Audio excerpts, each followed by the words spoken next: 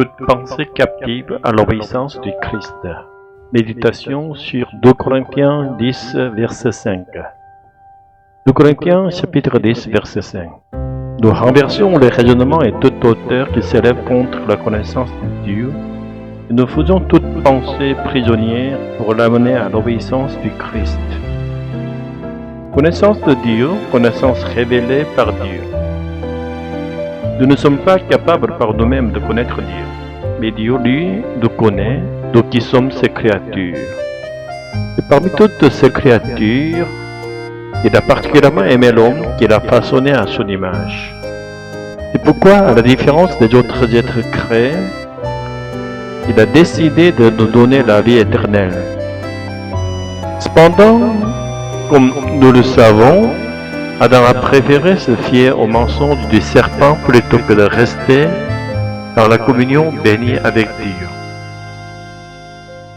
Il a commis l'erreur de rêver d'un monde où il serait lui-même le juge et le maître.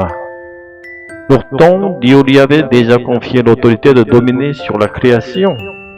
Mais Adam s'est laissé séduire par l'idée qu'il pouvait devenir roi sans dépendre de Dieu.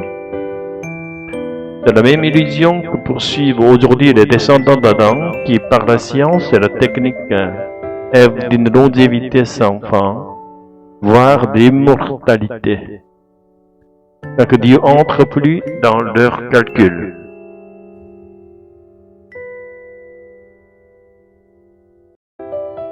Le texte de ce jour prophétise que tout ce qui s'élève contre la connaissance de Dieu sera renversé.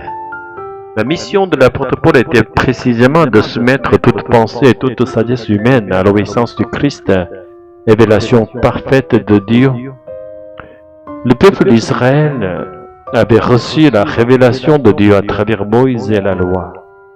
Et les chrétiens non-juifs étaient considérés comme des païens. En connaissance de Dieu, nous, au contraire, avons reçu par Jésus-Christ la véritable connaissance du Créateur. Et le Dieu révélé par Jésus n'est pas un juge froid et implacable, mais un Père plein de miséricorde, qui pardonne et relève ses enfants pour qu'ils marchent à nouveau dans le bon chemin. De plus, ce Père n'a pas voulu que la vie de ses enfants se limite à la réussite terrestre, à la prospérité passagère et au retour à la poussière. Il leur a donné la promesse de la résurrection et de la vie éternelle, dans la communion de l'amour trinitaire. Cette promesse de la résurrection et de nouvelle alliance, qui n'avait pas été donnée au peuple de l'ancienne alliance, certes, à l'époque intertestamentaire, un espoir confus de résurrection avait émergé, mais ce n'était pas encore une promesse certaine. Le Christ, résurrection et vie, n'avait pas encore été révélé. Aujourd'hui, le Christ est venu, il a porté nos péchés, il est ressuscité, il est monté au ciel, il a envoyé son Esprit Saint qui couvre toute la terre. Pourtant, beaucoup n'ayant pas reçu la révélation de Jésus continuent à poursuivre la sagesse humaine au lieu de la connaissance de Dieu. Et cette sagesse devient si sophistiquée qu'elle semble surpasser celle de Dieu alors qu'elle n'est qu'un nouveau Babel. Ce qui continue à ignorer Dieu, à exalter leur propre sagesse, à vivre en compromettant avec ce monde de péché, ne pourront échapper à la perdition. L'apôtre Paul, par amour pour eux, a donné sa vie pour qu'ils puissent recevoir le salut par le Christ. Aujourd'hui, nous qui sommes disciples du Christ, nous sommes les héritiers de la mission de Paul. Et à la réalité que souvent par crainte de la sagesse et du pouvoir du monde, nous restons enfermés dans nos églises, incapables de proclamer hardiment l'Évangile. Ce qui peut nous libérer de cette impasse, c'est uniquement l'Esprit Saint. Tout ce qui s'oppose à la connaissance de l'Esprit nous empêche d'accomplir la volonté de Dieu sur cette terre. Apprendre à connaître l'Esprit Saint, non seulement par des notions intellectuelles, mais par une communion vivante et intime. Voilà ce qui peut nous rendre de véritables héritiers de la mission apostolique. Nous voulons vivre non par notre force, mais par la puissance de l'Esprit, accueillant le don que le Seigneur nous a fait, sa présence pour toujours, dans une communion d'amour. Alléluia. Amen. Seigneur bien-aimé, nous confessons que trop souvent nous avons cherché la sagesse humaine plutôt que la connaissance révélée de Dieu. Aide-nous à renverser toute pensée orgueilleuse qui s'élève contre toi et rends-nous capables de soumettre nos pensées au Christ par la puissance du Saint-Esprit. Fais de nous de véritables disciples de Paul, non pas par nos forces mais par l'Esprit qui nous a été donné. Que nos vies proclament l'Évangile au monde avec courage et amour.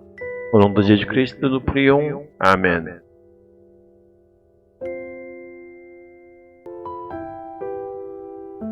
Point très positif. Clarté théologique. Tu expliques avec précision la différence entre la sagesse humaine et la connaissance révélée de Dieu en reliant bien le texte de Paul à la réalité spirituelle d'aujourd'hui. Structure solide. La méditation suit une progression claire. Création et chute d'Adam, tentation moderne de l'autonomie humaine, science, technologie, la révélation en Christ et le rôle de l'Esprit, la mission de Paul et son actualisation pour l'Église d'aujourd'hui, l'appel à vivre par l'Esprit, cela rend le texte très pédagogique et en même temps profond. Dimension spirituelle est forte.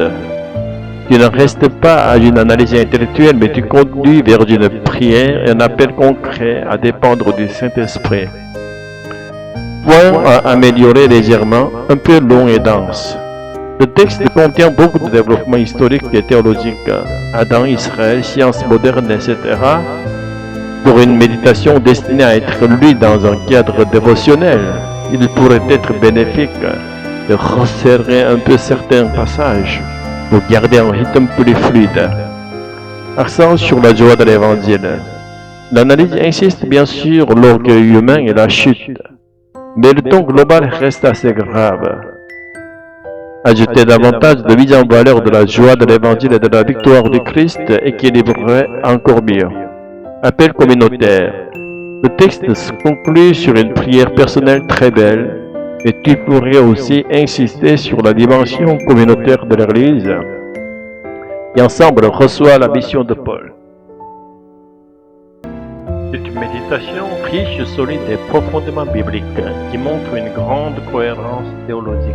Elle éclaire bien le combat spirituel entre la sagesse humaine et la connaissance de Dieu, et conduit naturellement à la dépendance envers le Saint-Esprit. Avec une touche de plus de simplicité et de joie, elle gagnerait en force pour toucher directement le cœur des lecteurs. Veux-tu que je reformule ta méditation dans une version plus condensée et fluide, tout en gardant les éléments théologiques essentiels?